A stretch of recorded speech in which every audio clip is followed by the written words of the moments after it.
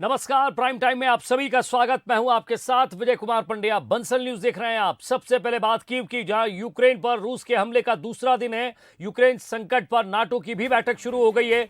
रूसी राष्ट्रपति पुतिन की संपत्ति की जांच की जा रही है। उनकी संपत्ति जब्त हो सकती है, तो यूरोप में मौजूद संपत्ति को जब्त किया जा सकता है। वहीं अमेरिका ने इससे पहले रूस के बैंकों का लेन देन बंद कर दिया था अमेरिका में। तो यूक्रेन पर रूस के हमले का आज दूसरा दिन। यूक्रेन संकट पर नाटो की भी बैठक शुरू हो गई है। जरा मॉस्को की भी बात करते हैं। रूस के राष्ट्रपति पुतिन का एक बड़ा बयान सामने आया है। यूक्रेन पर कब्जा नहीं करेंगे, यह साफ तौर पर उन्होंने कह दिया है। यूक्रेन के मिलिट्री एक्शन जारी रहेगा। रूसी सेना के एक्शन की सराहना करते हुए उन्होंने कहा कि अच्छा काम किया है। पुतिन ये बोलते हुए नजर आए, यूक्रेन को परमाणु हथियार नहीं बनाने देंगे। पश्चिमी देशों के इशारों पर चल रहा है यूक्रेन। तो नाटो ने रेड लाइन क्रॉस की है, इसलिए युद्ध करना पड़ा है।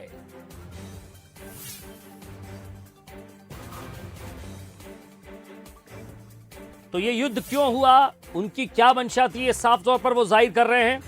वो कह रहे हैं कि यूक्रेन पर कब्जा नहीं करेंगे, यूक्रेन में मिलिट्री एक्शन जारी रहेगा। रूसी सेना के एक्शन की उन्होंने सराहना की। उन्होंने कहा यूक्रेन को परमाणु हथियार नहीं बनाने देंगे।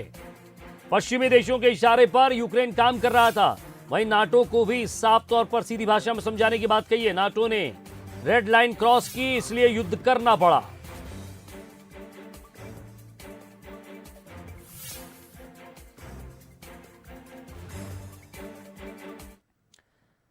आइए अब आपको बताते हैं कि रूस के राष्ट्रपति व्लादिमीर पुतिन के बारे में वो बातें हैं जिससे वो आज इस मुकाम तक पहुंचे हैं। आज जो यूक्रेन में घट रहा है, उसकी शुरुआत सोवियत संघ के विघटन के दौर में ही शुरू हो चुकी थी।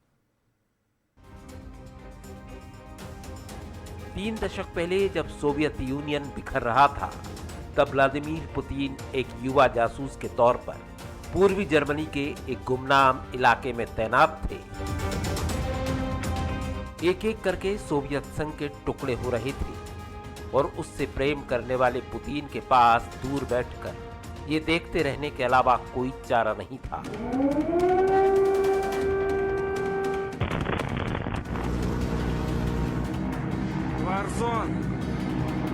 सोवियत संघ के साथ घटी ये ट्रेजेडी पुतिन के मन में कहीं गहरी धंस गई। आज जो यूक्रेन में घट रहा है, उसकी शुरुआत उसी दौर में हो चुकी थी। बचपन से ही Putin Soviet secret service KGB join करना चाहते थे। वो रूसी जासूसों के दिलेर कारनामों से खासे प्रभावित थे और उत्साहित भी। जासूसी पेशे को पुतिन कितनी तवज्जो देते थे, ये उनकी कही इसी बात से पता चलता है। जो काम पूरी सेना मिलकर नहीं कर सकती, वो काम किसी एक शख्स की कोशिश से हो सकता है। एक जासूस हजारों लोगों के भाग्य का फैसला कर सकता है।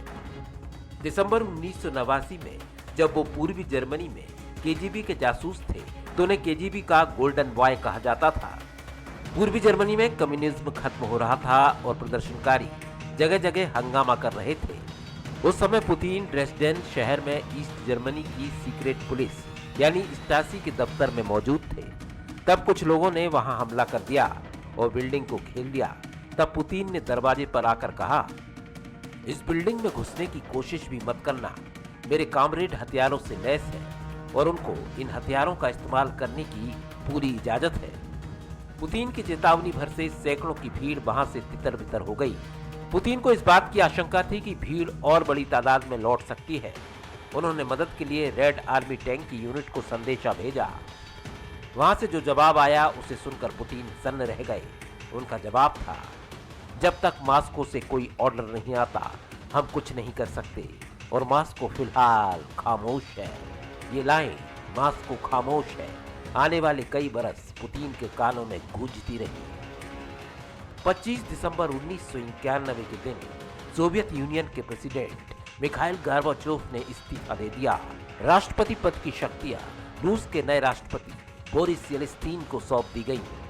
उसी रात क्रेमलिन पर फहरा हथौड़े और हंसिए वाला सोवियत संघ का झंडा उतार दिया गया और क्रेमलिन पर रूसी तिरंगा लहराने लगा।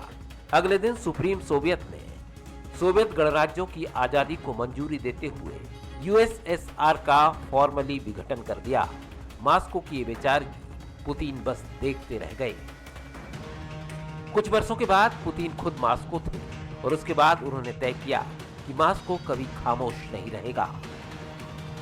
खरी खरी और दो टूक बात करने वाले व्लादिमीर पुतिन यूएसएसआर को लेकर अपने जज्बात कभी नहीं छिपाते हैं।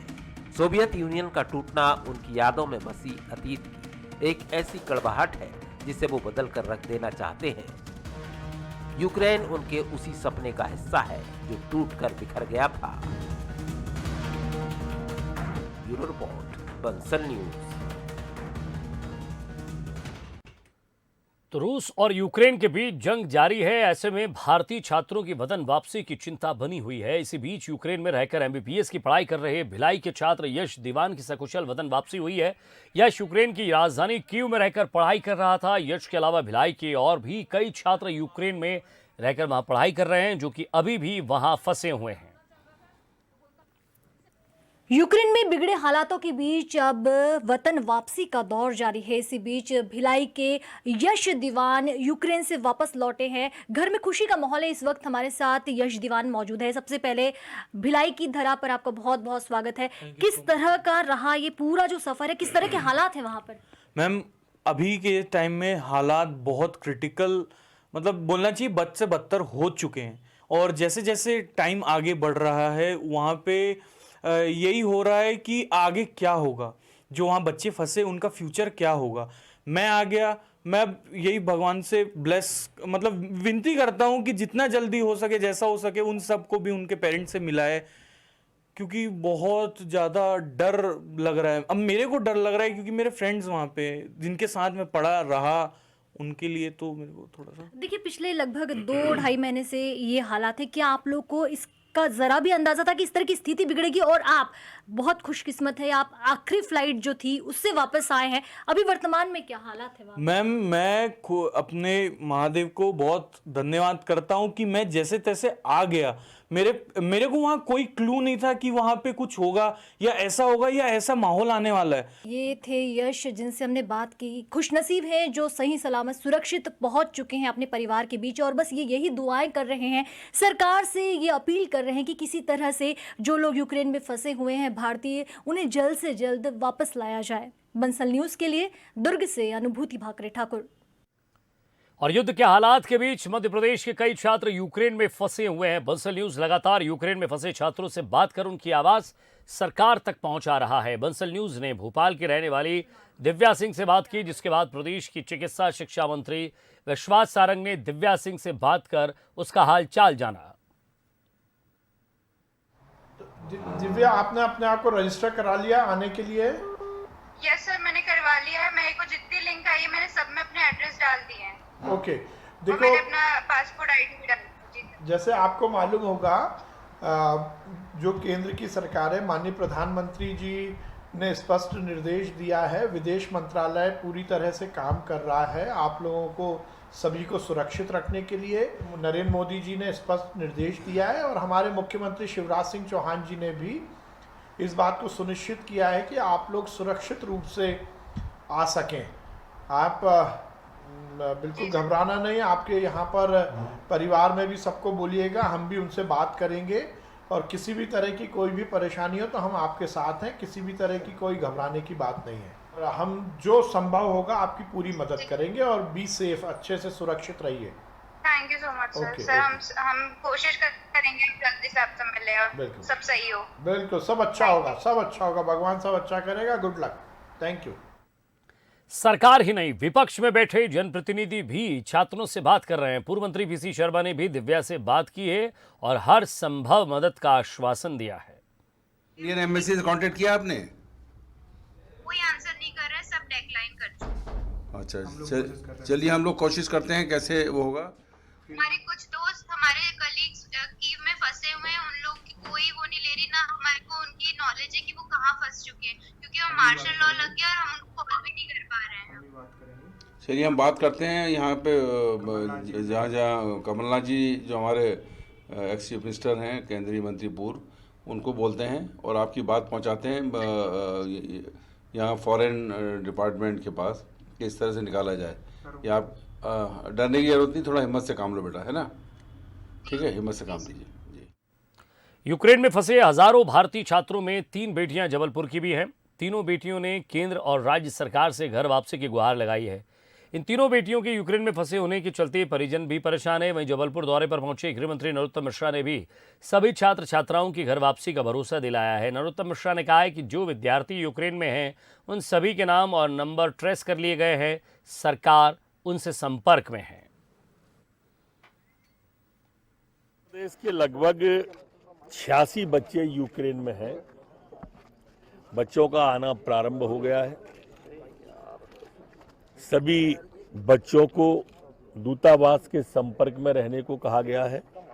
दूतावास को बच्चों के संपर्क में रहने को कहा गया है। माननीय प्रधानमंत्री जी ने कल आपात बैठक की है। माननीय मुख्यमंत्री जी सतत संपर्क में बने हुए हैं। गृह विभाग भी पूरा अलर्ट मोड पर है और इसलिए सभी बच्चे सुरक्षित घर आएं, जहां हैं वहां सुरक्षित रहें, ये पूरी चिंता की जा रही है। तो यूक्रेन में हजारों भारतीयों के बीच बालाघाट की मुस्कान गौतम भी फंसी हुई है। यूक्रेन में रहकर मुस्कान मेडिकल की पढ़ाई कर रही है।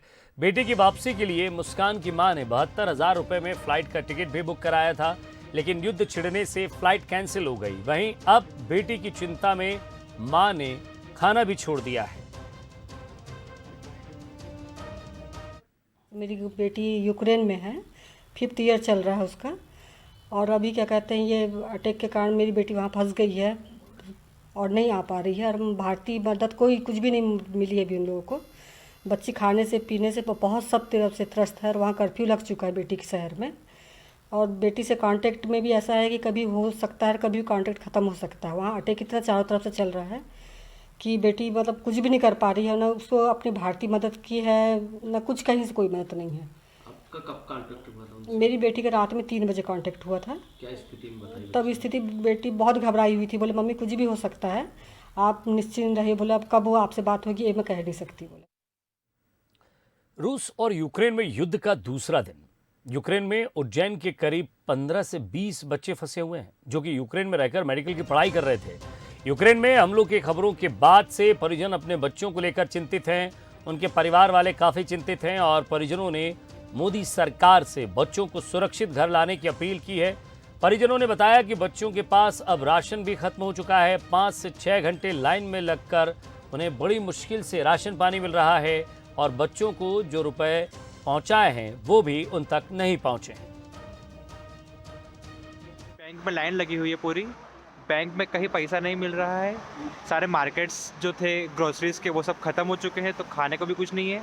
फ़्लाइट्स में एयरपोर्ट सारे बंद कर दिए हैं, ओनली एक लिविव का एयरपोर्ट खुला हुआ है। सारी फ़्लाइटें कैंसिल हो चुकी है। तो इंडियन गवर्नमेंट से हमारी यही दरख्वास्त है कि सर आप हमको या तो फ़्लाइट अरेंज करवाएं, यहाँ पर हमारे एटलीस्ट खाने पीने की व्यवस्था कुछ तो करवाएं, जिससे हम लोग को थोड़ी राहत मिल सके। और इधर गैरतगंज का छात्र भी यूक्रेन में फंसा हुआ है। सोशल मीडिया में वीडियो जारी कर मदद मांग रहा है। आमिर खान यूक्रेन में MBBS की पढ़ाई करने गए थे। सोशल मीडिया पर वीडियो जारी कर भारत आने की अपील की है। परिजनों ने स्वास्थ्य मंत्री डॉक्टर प्रभुराम चौधरी से भी मुलाकात की है।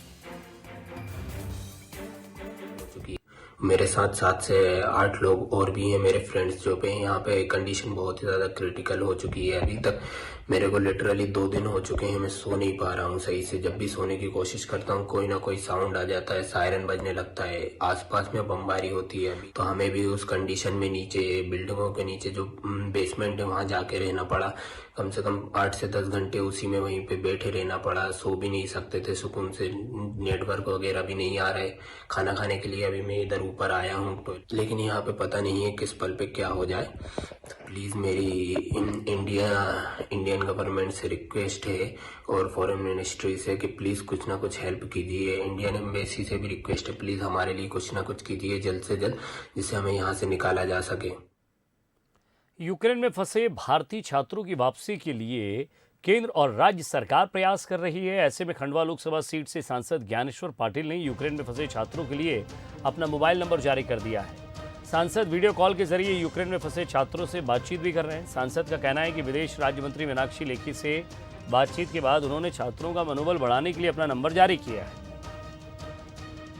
एक बालक का तो यूक्रेन से भी मुझे उसने वीडियो कॉल करके चर्चा करी कि हम लोग यहाँ पर बहुत मुसीबत में हैं, लेकिन मैंने उनको आश्वस्त किया है कि हमारे देश के प्रधानमंत्री माननीय मोदी जी एक एक नागरिक को सकुशल निकाल कर लाने के लिए अपनी तरफ से उन्होंने पूरे प्रयास शुरू कर दिए। कल भी मेरे पास कुछ कॉल आए तो मैंने जैसे मेरे पास में उनकी डिटेल आई, मैंने विदेश मंत्रालय में मीनाक्षी लेखी जी से, जो हमारे विदेश राज्य मंत्री है, उनसे चर्चा करी और उन्होंने कहा कि जहाँ के भी ऐसे आपके पास मैटर आते हैं तो आप हमको तत्काल कॉल करके उनकी डिटेल भेजिए, हम उनसे संपर्क करके एक एक स्टूडेंट को, एक एक नागरिक को हमारे देश में वापस लाने के लिए भरपूर प्रयास कर रहे हैं और हम लेकर आएंगे। एक छोटा सा ब्रेक, जल्द लौट रहे हैं।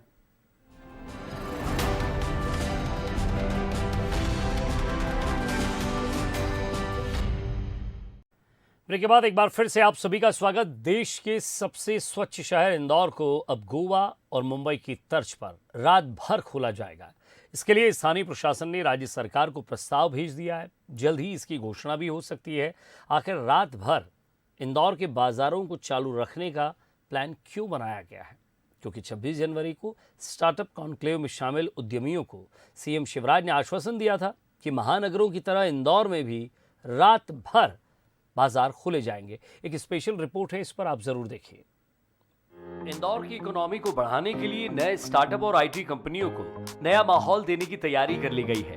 अब इंदौर शहर को पूरी रात खोलने का फैसला लिया जा रहा है। इसके लिए गुमाश्ता नियमों में भी बदलाव किया जा रहा है, जिससे कि होटल, रेस्टोरेंट, फूड स्टॉल और मॉल सारी रात खोले जा सके। श्रम विभाग के कमिश्नर ने इसके लिए मंजूरी भी दे दी है और प्रपोजल डिपार्टमेंट के प्रमुख सचिव के पास भेज दिया गया है। इसी महीने नोटिफिकेशन आने की संभावना है। जो माननीय मुख्यमंत्री जी ने स्टार्टअप कॉन्फ्रेंस में अभी आए थे, वहाँ चर्चा हुई, वहाँ सभी स्टार्टअप्स ने इंदौर को स्टार्टअप कैपिटल बनाने के लिए जो विषय उठाए थे, उसमें एक विषय ये भी था कि कई स्टार्टअप्स का इंटरेक्शन यूएसए और यूरोपियन सिटीज़ से होता है और यूएसए से इंटरेक्शन रात में ही होता है, सुबह तक चलता है वो। तो बहुत बड़ी संख्या में लोग हैं, कॉल सेंटर्स चल रहे हैं, बीपीओ चल रहे हैं बहुत ज़्यादा, जो रात में ही वर्क कर रहे हैं। इन लोगों के लिए कहीं ना कहीं एक ऐसी व्यवस्था होनी चाहिए कि रात्रि में सब बंद हो जाता है। वहीं इंदौर के सांसद शंकर लालवानी का कहना है कि इंदौर का राजवाड़ा और सराफा चौपाटी पहले से ही रात 3 बजे बंद होते हैं, लेकिन अब बदलती हुई परिस्थितियों में शहर के मॉल, खाने पीने की दुकानें रात भर खोलने की तैयारी की जा रही है, ताकि इंदौर को भी आईटी का हब बनाया जा सके। पर सबसे बड़ी बात ये है कि जो बड़े शहर में जो हमें चर्चा में लोग कहते हैं आईटी से, कि आपको 24 आवर वर्किंग शहर होना चाहिए। और 24 आवर वर्किंग ऐसे कि रात को भी ट्रांसपोर्टेशन मिले, हमारे युवा साथी को एक अच्छा लॉ एंड ऑर्डर की सिचुएशन अच्छी हो, हमारे जो शॉपिंग हो रात को खुले, कैफेटेरिया हो, रेस्टोरेंट हो, इवन मॉल भी हमने देखा कुछ शहरों में मॉल भी रात को खुले रहते हैं, थिएटर भी खुले रहते हैं। तो ये 24 आवर्स का जो वर्किंग आ जाएगा, तो मुझे लगा आईटी के क्षेत्र में जिस प्रकार हम माननीय मुख्यमंत्री जी की मंशा है कि इंदौर एक हब बने, निश्चित तौर पे बनेगा। उधर सरकार की पहल पर व्यापारी एसोसिएशन ने स्वागत किया है। कारोबारियों का मानना है कि इंदौर अब मेट्रो शहर की तरफ जा रहा है। शहर में आईटी सेक्टर, कॉल सेंटर, नए स्टार्टअप बहुत ज्यादा हो गए हैं। इनमें 24 घंटे काम हो रहा है। वे विदेशों से कनेक्ट होकर रात में भी काम कर रहे हैं, इसलिए नाइट मार्केट की भी जरूरत है। स्टार का समय ही है सर। जब हमने पिछले 2 साल में 6 महीने घर बैठ के खाना खाया है, तो हमारी ज़रूरत है कि हम डबल इंजन की तरह से काम करें, हम डबल ताकत से काम करें। और उसके कई फायदे हैं। रेवेन्यू के साथ साथ बाज़ार में जो आप पार्किंग और वाहन के आवागमन के ऊपर जो हमें मुश्किलें आ रही है, जब हम बाज़ार का ड्यूरेशन बढ़ाएंगे तो ये सब समस्याएं भी खत्म होगी। वैसे कांग्रेस ने नए फैसले पर आपत्ति जताई है। कांग्रेस पहले शहर की सुरक्षा को पुख्ता होने देना चाहती है। पार्टी का आरोप है कि अभी शहर में नाम की पुलिस कमिश्नरी सिस्टम लागू है। खुला रखने का प्रस्ताव तैयार किए जा रहे हैं, बहुत अच्छी बात है, लेकिन इंदौर को 24 घंटे खोलने के पूर्व सुरक्षा व्यवस्था की समीक्षा करना बेहद आवश्यक है। किस तरीके से रात में सुरक्षा व्यवस्था कायम रहेगी, कैसे पुलिस अधिकारी इस व्यवस्था को संभालेंगे, क्योंकि अभी वर्तमान में पुलिस कमिश्नरी लागू होने के बाद नाम से तो पुलिस कमिश्नरी लागू हो गई है, लेकिन क्षेत्र में कर्म से पुलिस कमिश्नरी लागू नहीं हुई है। आइए एक नजर उन इलाकों पर डाल देते हैं जहां पहले से ही नाइट में काम चालू रहता है। शहर का IT park Khandwa road, RNG मार्ग, Vijaynagar scheme number 54, scheme number 114, PU4 Bhanwarkuan, Geeta Bhawan क्षेत्र 56 दुकान बाजार नाइट में खुला रहता है। इसके अलावा सांवेर रोड और पीथमपुर इंडस्ट्रियल एरिया में रात भर काम चलता ही रहता है। इन इलाकों में होटल, रेस्टोरेंट, फूड स्टॉल और मेडिकल स्टोर की सख्त जरूरत रहती है। अब गुमाश्ता नियमों में बदलाव किया जा रहा है। दुकानों को रात 9 से सुबह 7 बजे तक की छूट मिल सकती है। पीयूष पारे, बंसल न्यूज, इंदौर। और इसी के साथ फिलहाल इस बुलेटिन में इतना ही। नमस्कार।